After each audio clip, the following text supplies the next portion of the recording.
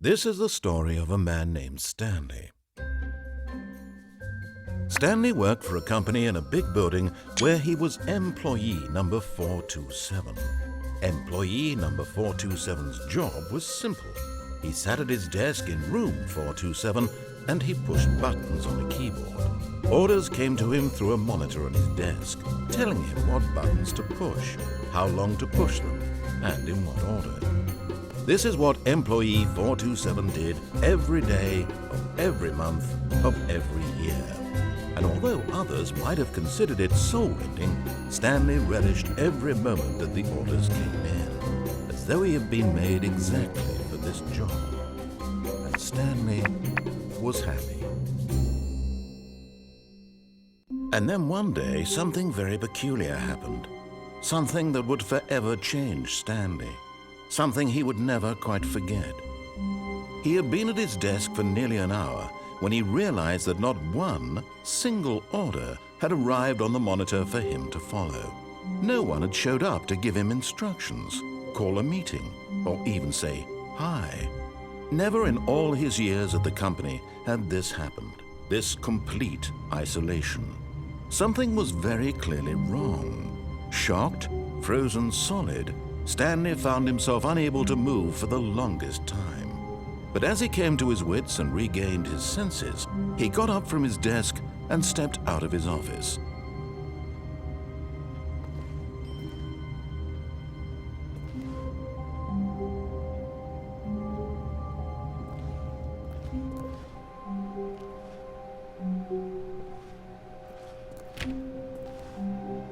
All of his co-workers were gone. What could it mean? Stanley decided to go to the meeting room. Perhaps he had simply missed a memo.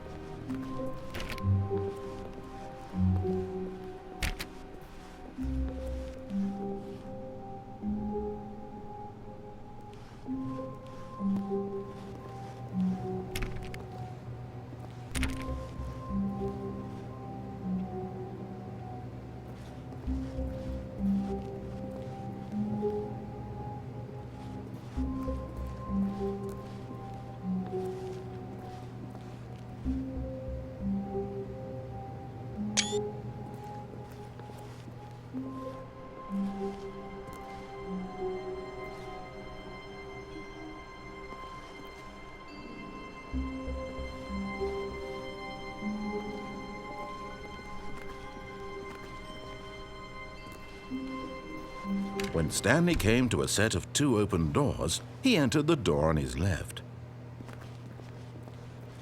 This was not the correct way to the meeting room, and Stanley knew it perfectly well. Perhaps he wanted to stop by the employee lounge first, just to admire it.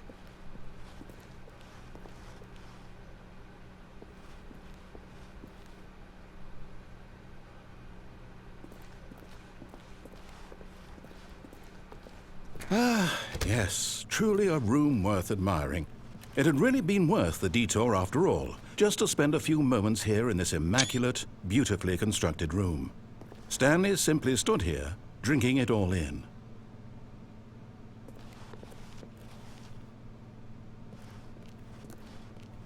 But eager to get back to business, Stanley took the first open door on his left.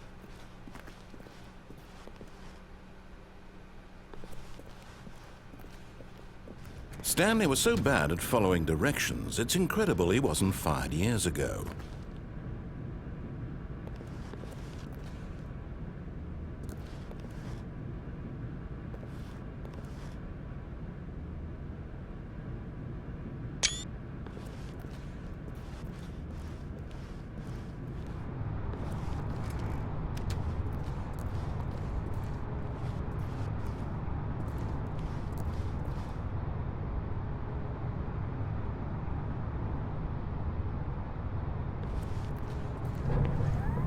Look, Stanley, I think perhaps we've gotten off on the wrong foot here.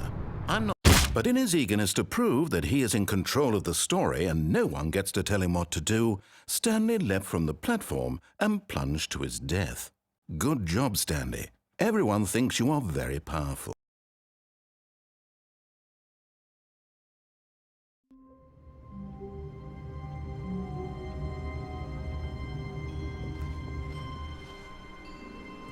all of his co-workers were gone.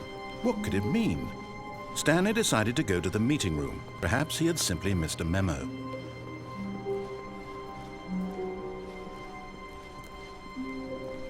When Stanley came to a set of 2 open doors, he entered the door on his left.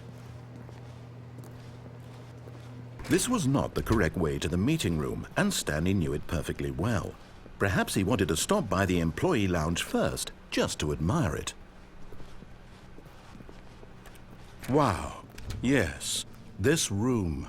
What a beautiful room. What a gorgeous, gorgeous room. Thank goodness Stanley had taken this detour on his way to the meeting room. But eager to get back to business, Stanley took the first open door on his left. And so he detoured through the maintenance section, walked straight ahead to the opposite door, and got back on track.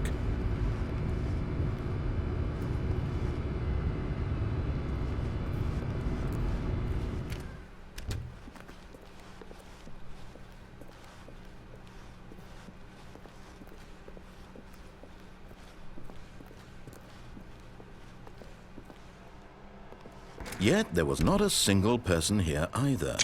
Feeling a wave of disbelief, Stanley decided to go up to his boss's office, hoping he might find an answer there.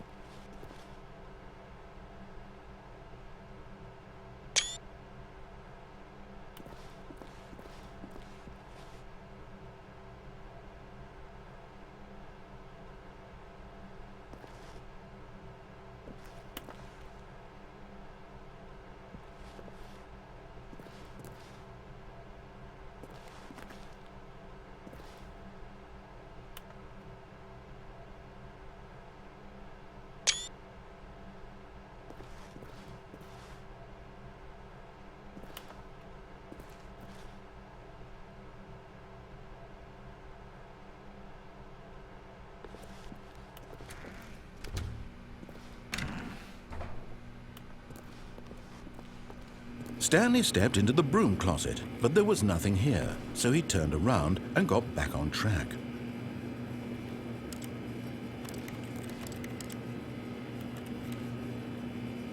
There was nothing here. No choice to make, no path to follow, just an empty broom closet. No reason to still be here.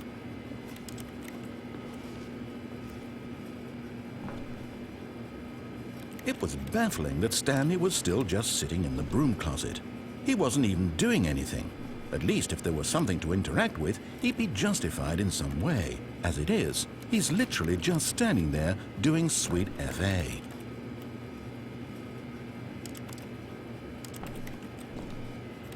Are you really still in the broom closet? Standing around doing nothing? Why? Please offer me some explanation here. I'm genuinely confused.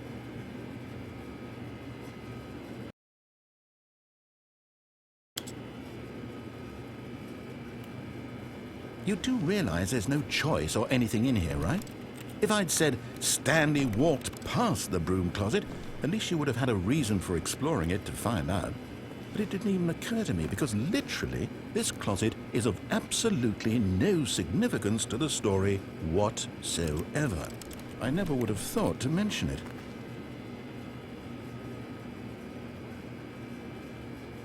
Maybe to you this is somehow its own branching path. Maybe when you go talk about this with your friends, you'll say, "Oh, did you get the broom closet ending? The broom closet ending was my favorite." I hope your friends find this concerning.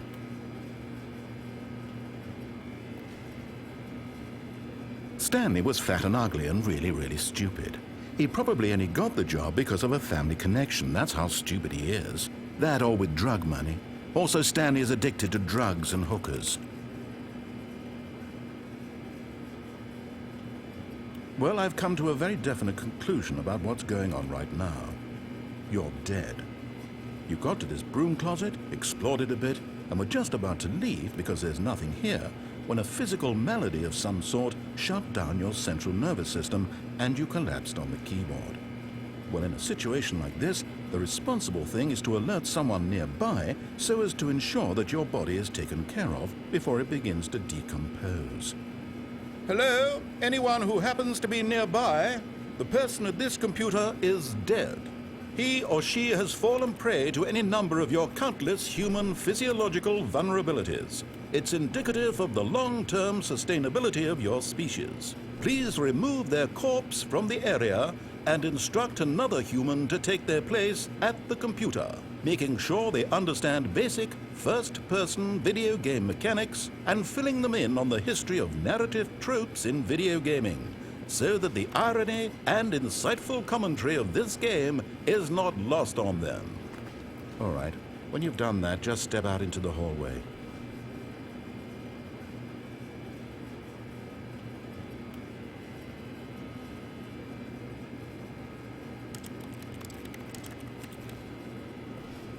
Ah, second player. It's good to have you on board. I guarantee you can't do any worse than the person who came before you. You too? Unbelievable. I'm at the mercy of an entire species of invalids. Perhaps there's a monkey nearby you can hand the controls to. A fish? Fungus? Look, you can hammer out the details. I'm not particularly picky. I'll just be waiting for when you're ready to pick up the story again.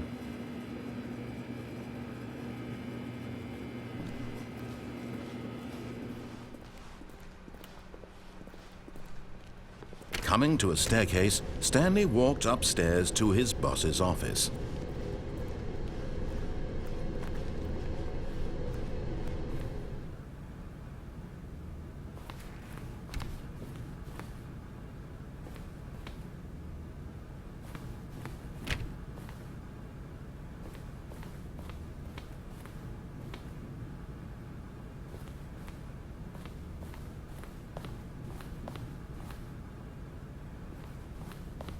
Stepping into his manager's office, Stanley was once again stunned to discover not an indication of any human life.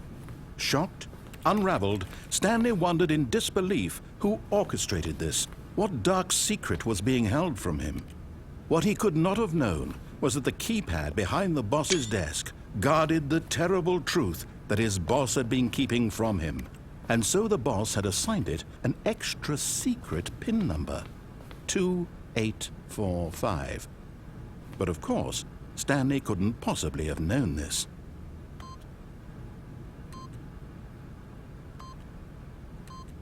Yet incredibly, by simply pushing random buttons on the keypad, Stanley happened to input the correct code by sheer luck. Amazing. He stepped into the newly opened passageway.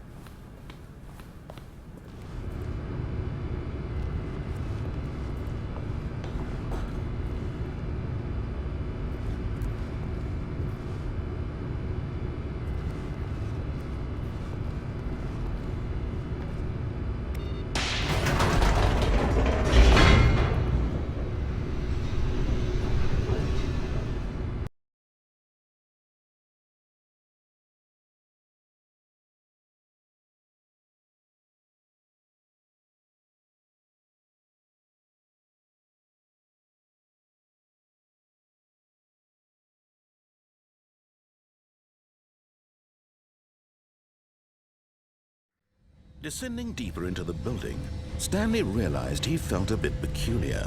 It was a stirring of emotion in his chest, as though he felt more free to think for himself, to question the nature of his job. Why did he feel this now, when for years it had never occurred to him? This question would not go unanswered for long.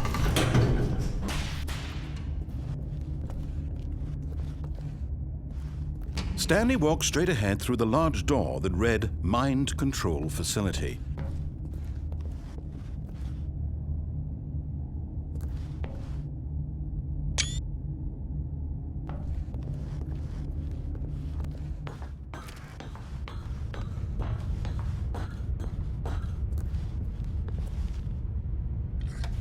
The lights rose on an enormous room packed with television screens. What horrible secret did this place hold? Stanley thought to himself. Did he have the strength to find out?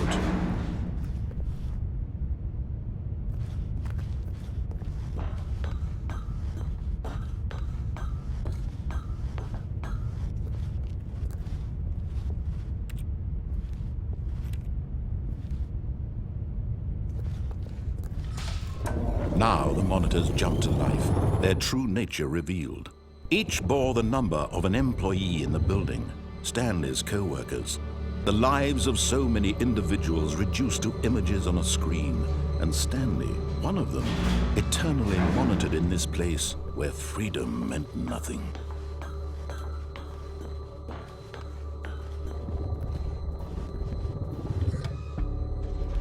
This mind control facility, it was too horrible to believe. It couldn't be true.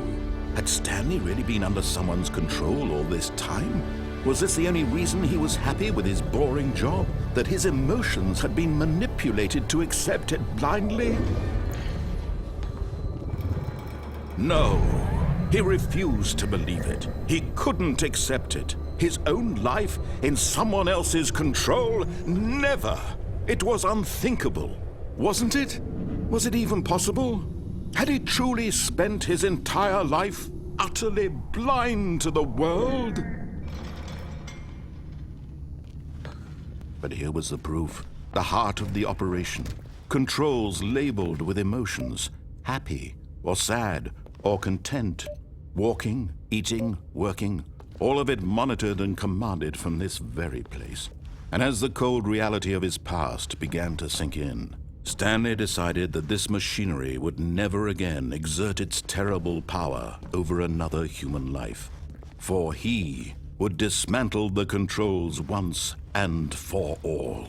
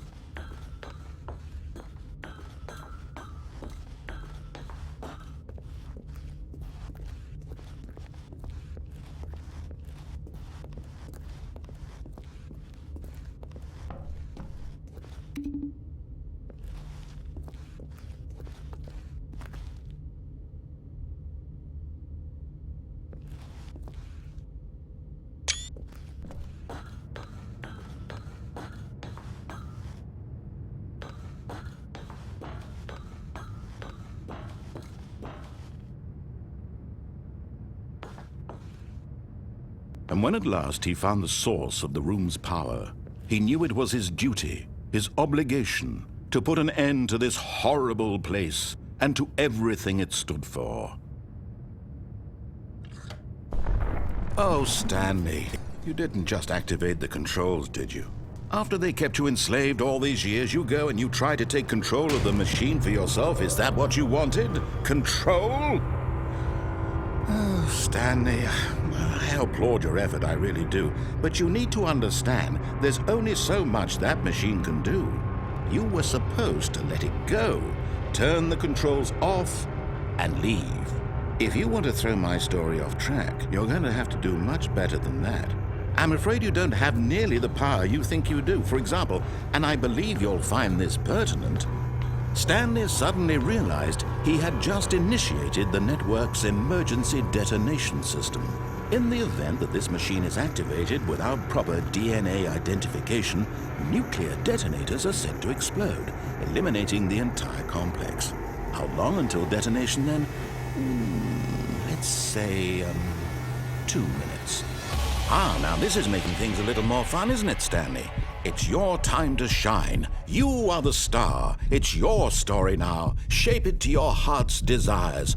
Oh, this is much better than what I had in mind. What a shame we have so little time left to enjoy it. Mere moments until the bomb goes off. But what precious moments each one of them is. More time to talk about you, about me, where we're going, what all this means. I barely know where to start. What's that? You'd like to know where your co-workers are? A moment of solace before you're obliterated? All right, I'm in a good mood. You're gonna die anyway. I'll tell you exactly what happened to them. I erased them. I turned off the machine. I set you free.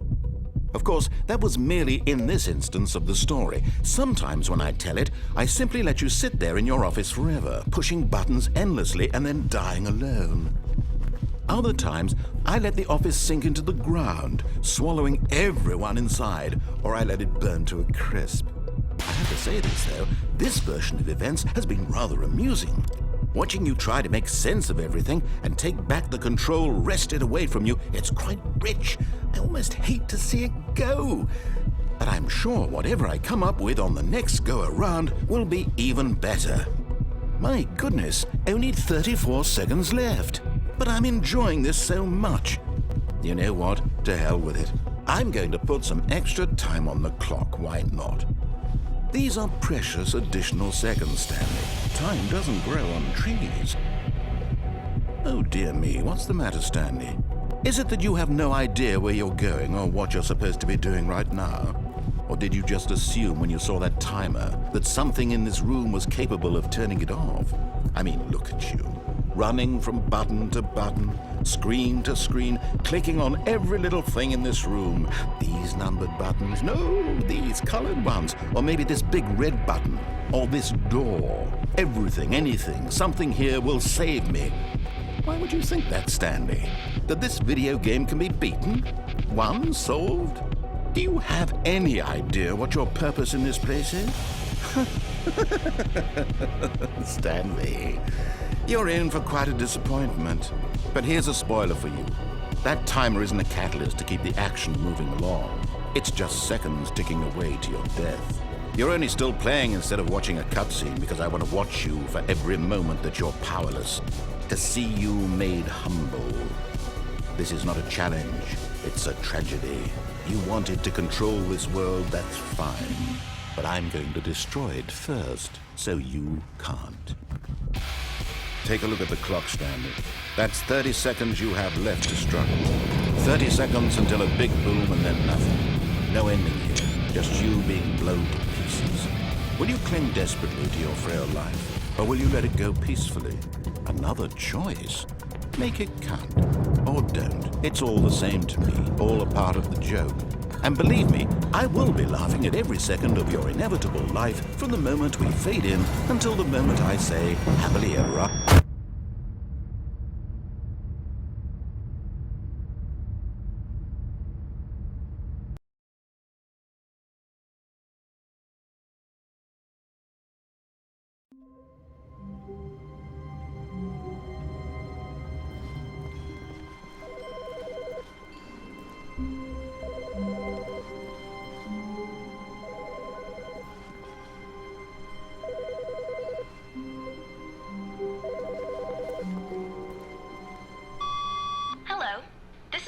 Message scheduled either by you or a person in your place of work.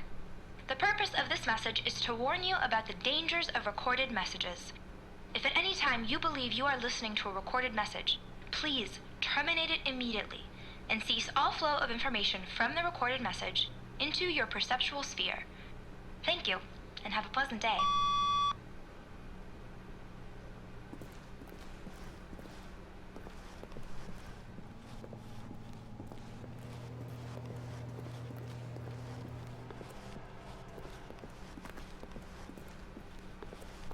When Stanley came to a set of 2 open doors, he entered the door on his left. This was not the correct way to the meeting room, and Stanley knew it perfectly well. Perhaps he wanted to stop by the employee lounge first, just to admire it. The lounge was sublime, a work of art. But eager to get back to business, Stanley took the first open door on his left. Stanley was so bad at following directions, it's incredible he wasn't fired years ago. Look, Stanley, I think perhaps we've gotten off on the wrong foot here. I'm not your enemy, really, I'm not. I realize that investing your trust in someone else can be difficult, but the fact is that the story has been about nothing but you all this time. There's someone you've been neglecting, Stanley. Someone you've forgotten about. Please, stop trying to make every decision by yourself. Now, I'm not asking for me, I'm asking for her. This is it, Stanley. Your chance to redeem yourself, to put your work aside, to let her back into your life. She's been waiting.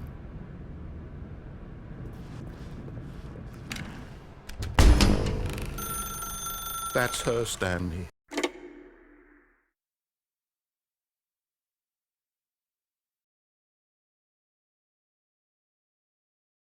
Oh, Stanley, is that you? Hold on, sweetie. Sorry to keep you waiting. I'm just pulling the bread out of the oven. All right. Okay, there we go. All right, now, I want you to come in and tell me all about your day. Gotcha. Oh, come on. Did you actually think you had a loving wife who'd want to commit their life to you? I'm trying to make a point here, Stanley. I'm trying to get you to see something. Come inside. Let me show you what's really going on here.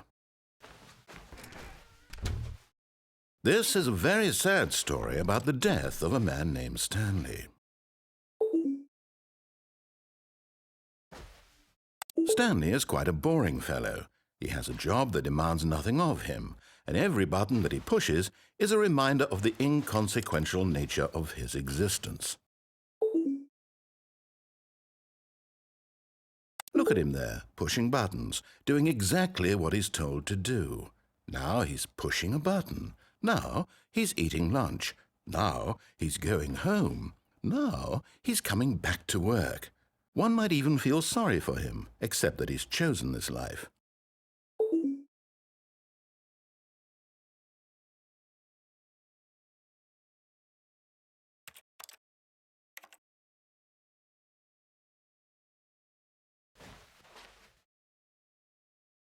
But in his mind, he can go on fantastic adventures.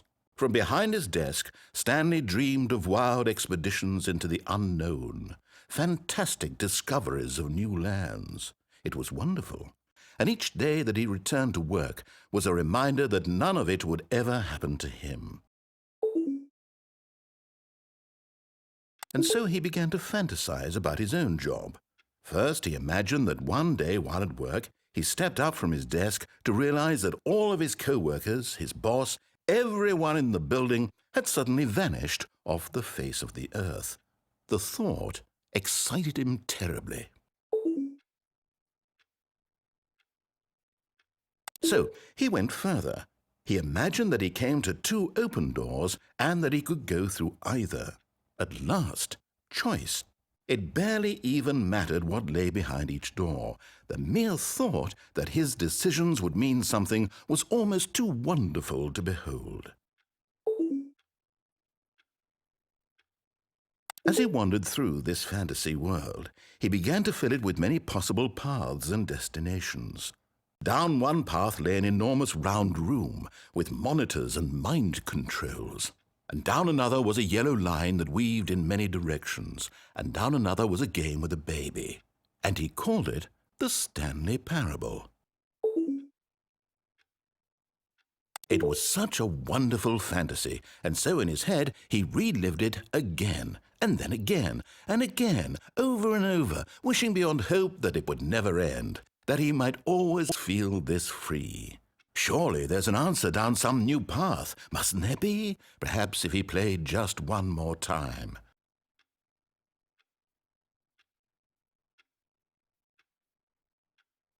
But there is no answer. How could there possibly be? In reality, all he's doing is pushing the same buttons he always has. Nothing has changed. The longer he spends here, the more invested he gets, the more he forgets which life is the real one.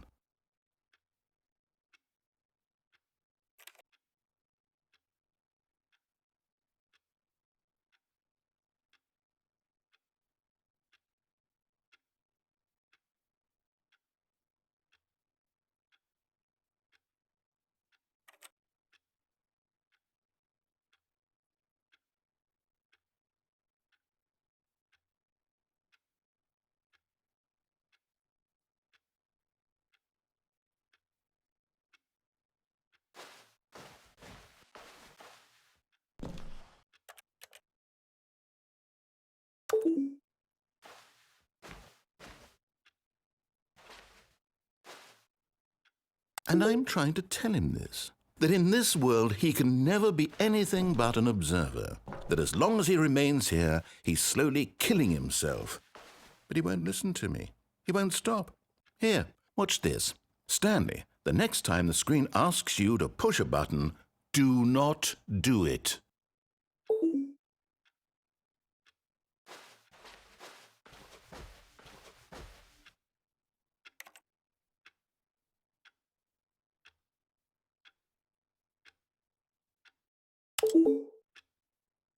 You see? Can he just not hear me? How can I tell him in a way that he'll understand that every second he remains here, he's electing to kill himself? How can I get him to see what I see? How can I make him look at himself? I suppose I can't, not in the way I want him to. But I don't make the rules. I simply play to my intended purpose, the same as Stanley. We're not so different, I suppose. I'll try once more to convey all this to him. I'm compelled to. I must. Perhaps, well, maybe this time he'll see. Maybe this time. And I tried again, and Stanley pushed a button. And I tried again, and Stanley pushed a button. And I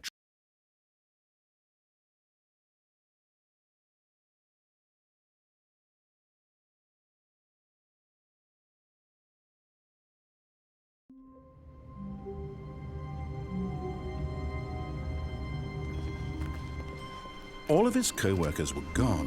What could it mean? Stanley decided to go to the meeting room. Perhaps he had simply missed a memo.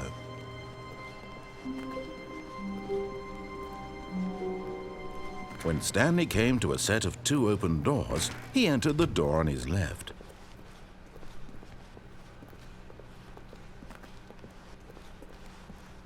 Yet there was not a single person here either. Feeling a wave of disbelief, Stanley decided to go up to his boss's office, hoping he might find an answer there. Oh, no, no, not again. I won't be part of this. I'm not going to encourage you. I'm not going to say anything at all. I'm just going to be patient and wait for you to finish whatever it is you enjoy doing so much in this room. Please take your time.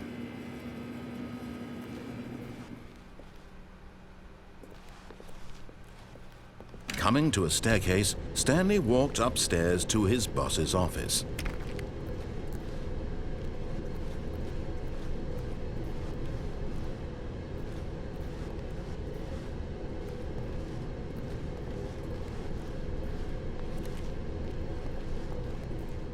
But Stanley just couldn't do it. He considered the possibility of facing his boss, admitting he had left his post during work hours. He might be fired for that. And in such a competitive economy, why had he taken that risk? All because he believed everyone had vanished? His boss would think he was crazy. And then something occurred to Stanley. Maybe, he thought to himself, maybe I am crazy.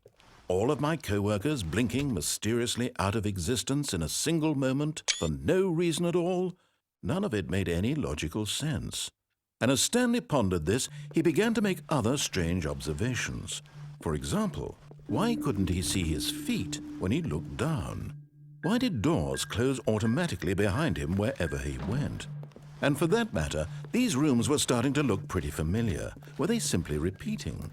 No, Stanley said to himself, this is all too strange. This can't be real. And at last, he came to the conclusion that had been on the tip of his tongue. He just hadn't found the words for it. "I'm dreaming!" he yelled. "This is all a dream."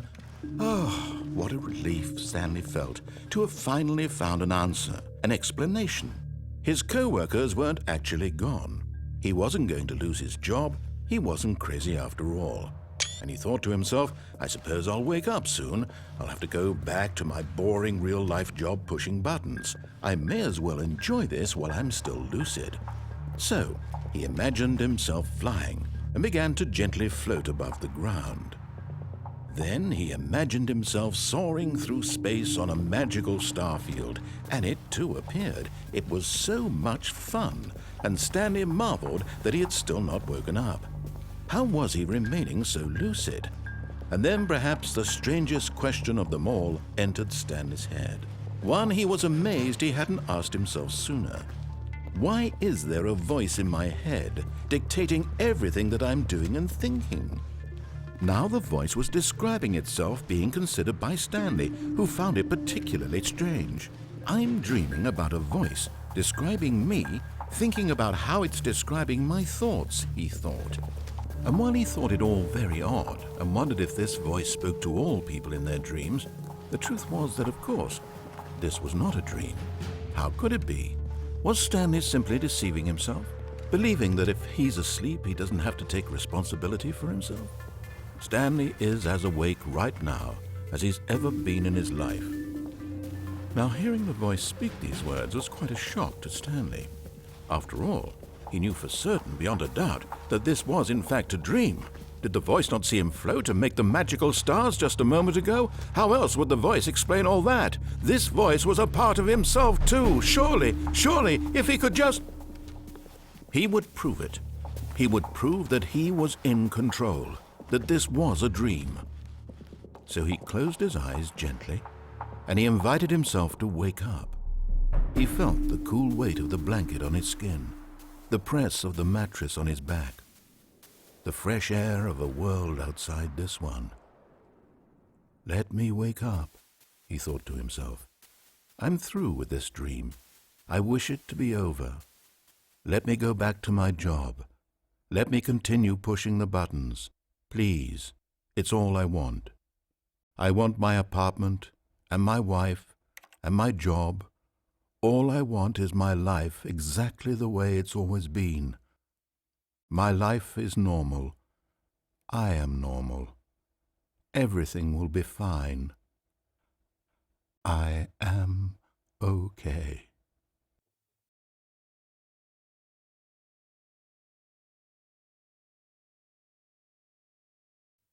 Stanley began screaming. Please, someone, wake me up. My name is Stanley. I have a boss. I have an office. I am real. Please, just someone tell me I am real. I must be real. I must be. Can anyone hear my voice? Who am I? Who am I? And everything went black.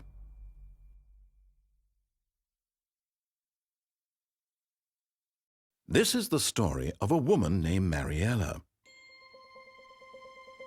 Mariella woke up on a day like any other.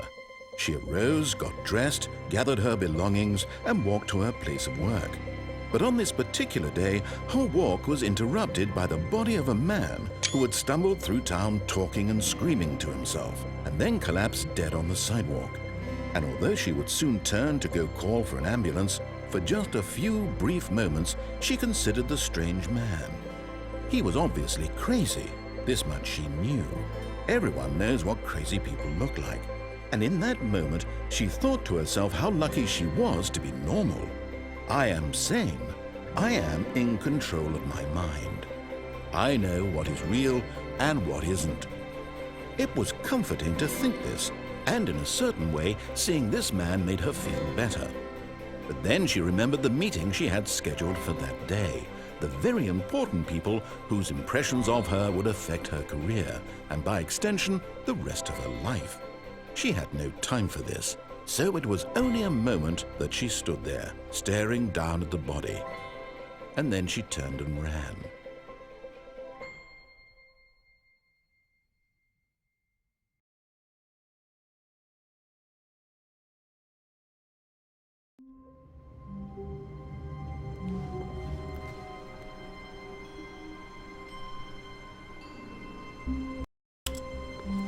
I can't wait to tell this story to my co-workers, Stanley thought. How amusing they'll find it. Oh, won't we all just laugh and laugh at the time I thought everyone had gone missing. When Stanley came to a set of 2 open doors, he entered the door on his left.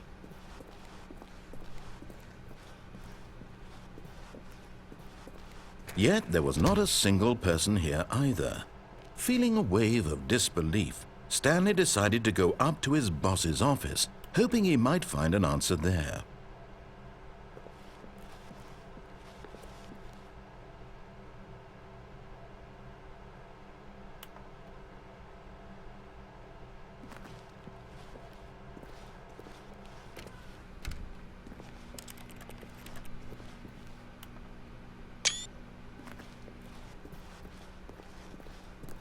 Coming to a staircase, Stanley walked upstairs to his boss's office.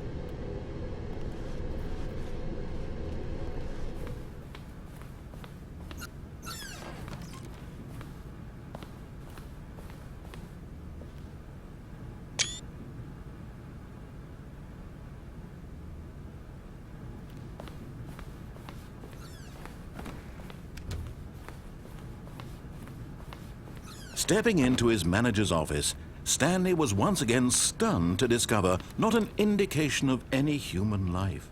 What could it mean? Stanley wondered aloud to nobody. He began wildly tearing through papers on the boss's desk, pulling books off the shelf, looking behind paintings, desperate for clues to his situation. But his attention was caught by a keypad behind the boss's desk. What could its purpose be?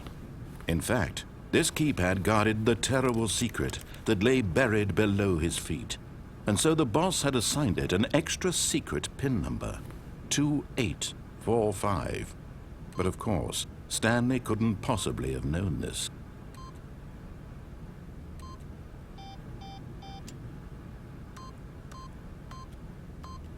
Stanley simply began entering random codes into the keypad, knowing full well the sheer statistical unlikelihood that this would ever result in a correct combination. If he knew that the combo was 2845, it would be another story entirely. But no, this is what he was getting. Yet incredibly, by simply pushing random buttons on the keypad, Stanley happened to input the correct code by sheer luck. Amazing. He stepped into the newly opened passageway.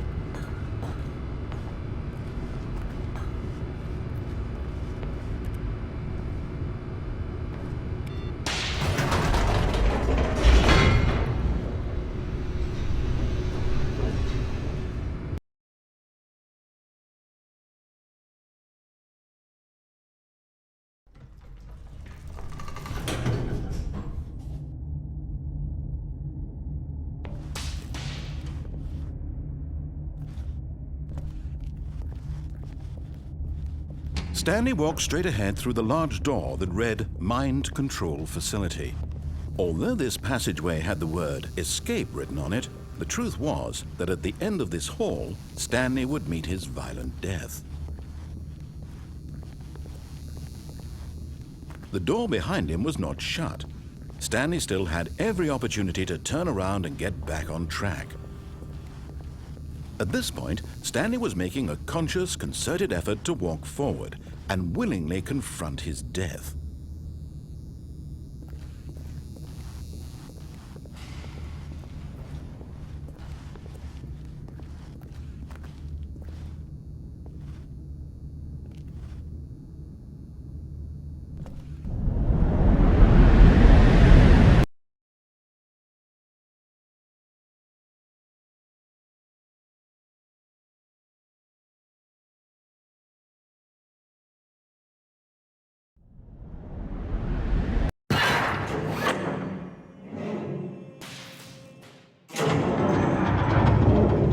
As the machine whirred into motion and Stanley was inched closer and closer to his demise, he reflected that his life had been of no consequence whatsoever.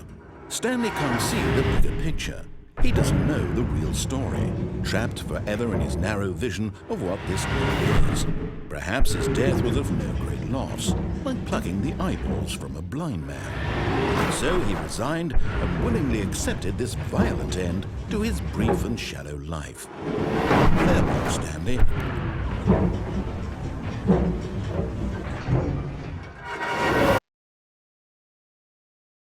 "Farewell, Stanley," cried the narrator, as Stanley was led helplessly into the enormous metal jaws. In a single visceral instant, Stanley was obliterated as the machine crushed every bone in his body, killing him instantly.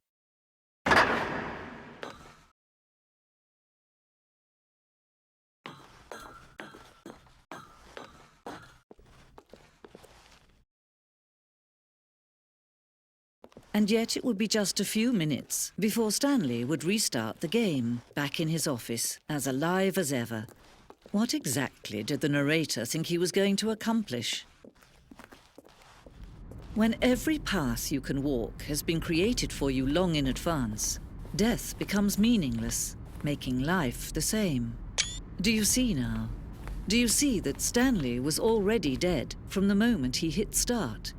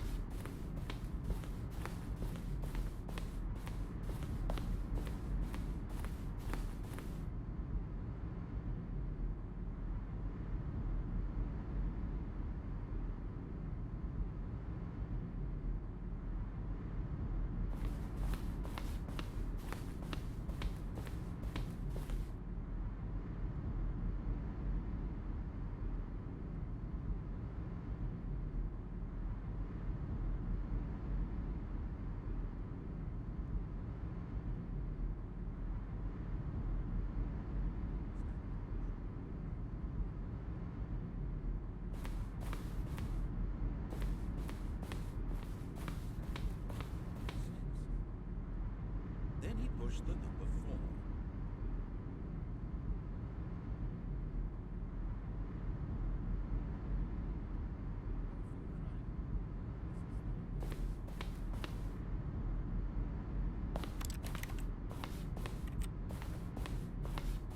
Now look retrospect. See how it's impossible for the player to do anything in this room. Perfect example of poor level design. This textbook surely could get it right. It's the kind of thing you'd pick up on intuitively to have it.